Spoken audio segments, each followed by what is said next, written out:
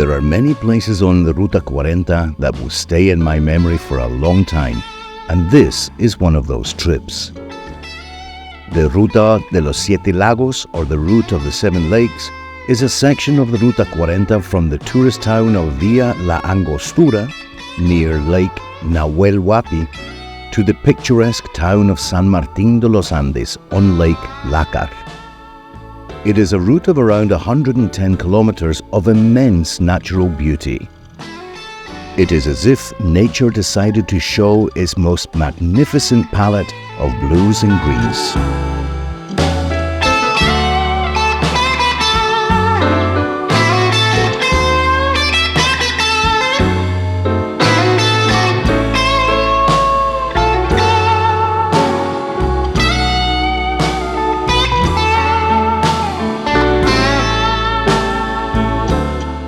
The route of the Seven Lakes is mostly paved and in good condition, although some of the more isolated lakes can only be reached via dirt roads that branch off from the main road.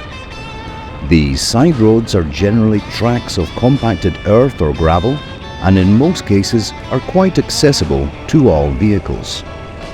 The Ruta de los Siete Lagos, or the Seven Lakes route, is a slight misnomer, as there are many more than 7 lakes along the stretch of Patagonian roads. But the most popular lakes are Lake Espejo, Correntoso, Escondido, Villarino, Faulkner, Machónico, and finally Lácar and Lácar.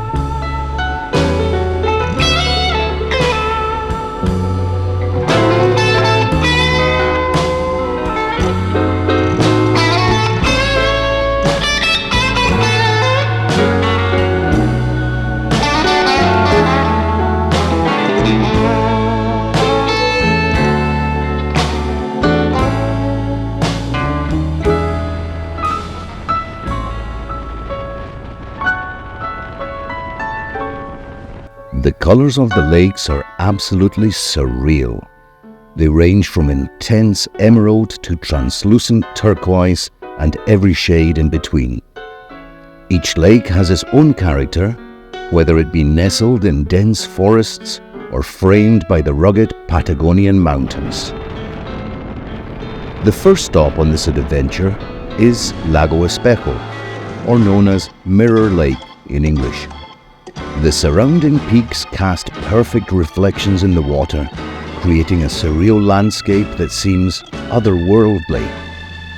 According to local folklore, Mapuche warriors believed that the lake had mystical properties, and its calm waters were considered a gateway to the spiritual world.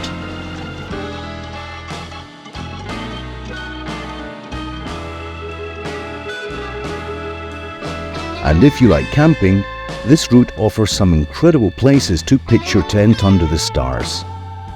But if you prefer a more home-away-from-home comfort, there are many cozy cabins along the way to rent. Either way, waking up and seeing these lakes is pure magic.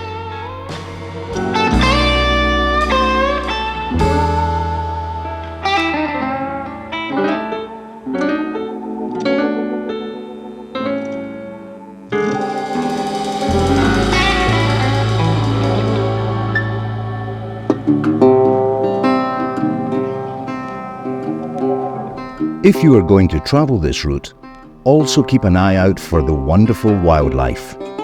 Condors fly overhead in many places, and if you are lucky, you may even see a deer or two, or foxes crossing the road. This place seems like an idyllic sanctuary for both people and animals. And finally, we arrive at Lake Lácar and the town of San Martín de los Andes, a town that was founded in 1898 and was originally a military post to assert Argentine sovereignty in the Patagonia region. It was the last town established in the noted Campaign of the Desert. Syrian-Lebanese immigrants established the first local businesses, followed by German, Dutch, Swiss, and other European farmers.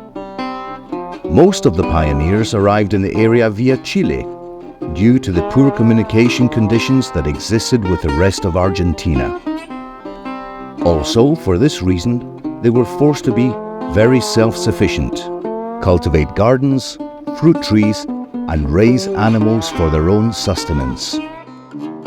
Over time, San Martín de los Andes has transformed into a quiet mountain town, popular for outdoor activities such as hiking and skiing, trekking and water sports. But you can see the history of the town's first residents by the wonderful European alpine architecture on many of the streets. It is the perfect way to end the trip, reminding us how wild and beautiful Patagonia really is. This route is more than just a series of lakes. It's an experience that touches your soul. It's about the solitude of the mountains, the ever-changing landscapes, the rush of the wind and the connection with animals and nature that is difficult to put into words. If you've ever dreamed of freedom on the road, this is a place where you can definitely find it.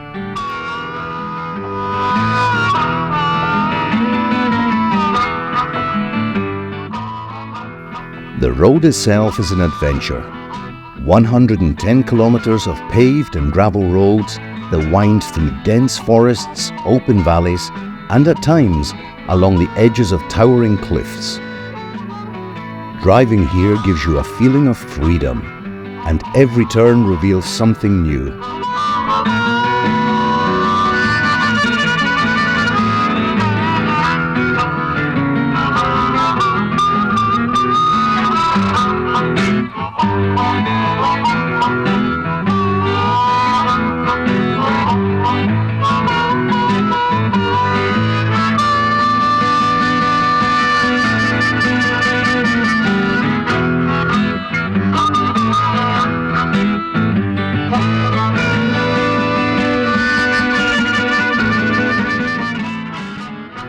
Next up is Lake Correntoso, which has some of the clearest waters you've ever seen.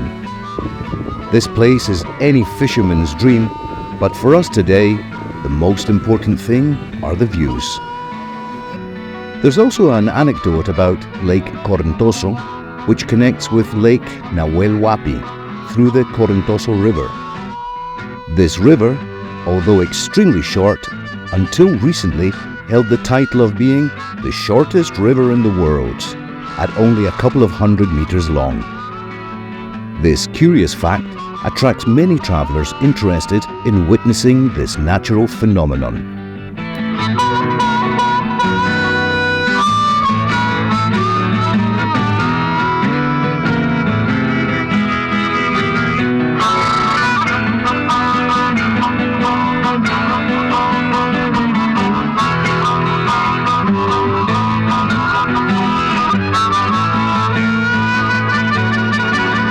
If you enjoyed this episode, don't forget to hit the like button and subscribe for more adventures on two wheels.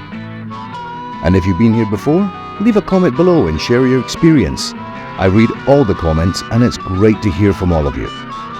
As always, keep exploring, keep adventuring, and until the next video, let's get doing the road.